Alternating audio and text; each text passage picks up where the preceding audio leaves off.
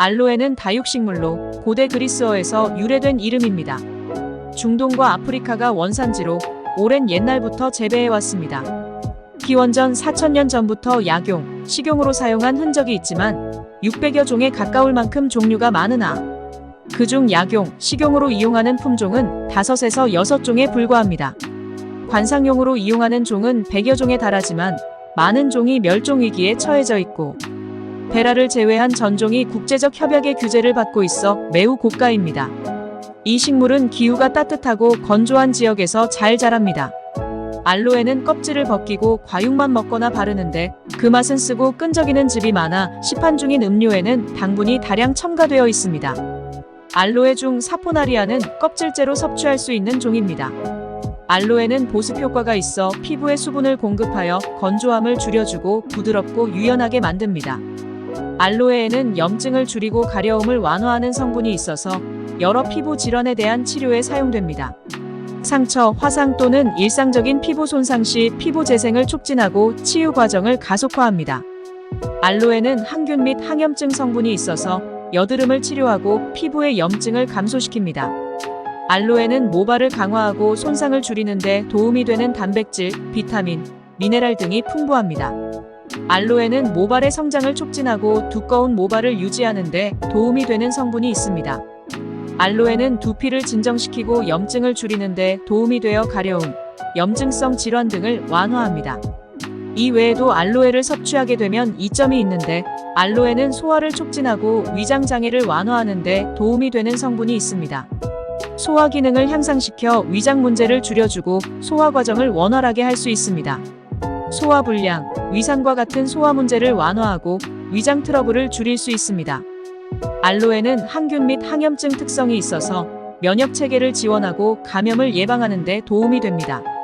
면역 체계의 기능을 향상시켜 감기나 천식, 기타 질병으로부터 몸을 보호할 수 있습니다. 알로에의 젤라틴질인 아크로틴 A는 항암 작용을 하기 때문에 암 예방에 도움을 주며 알로에의 쓴맛의 성분은 알코올 해독 작용을 합니다. 알로에는 비타민, 미네랄, 아미노산 등 다양한 영양소를 함유하고 있어서 영양소 섭취에 도움을 줍니다. 이러한 영양소는 전반적인 건강을 유지하는 데 중요합니다.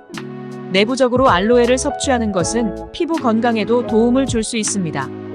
알로에에 함유된 영양소가 피부에 영향을 미쳐 피부를 건강하게 유지하고 미용적인 이점을 제공할 수 있습니다.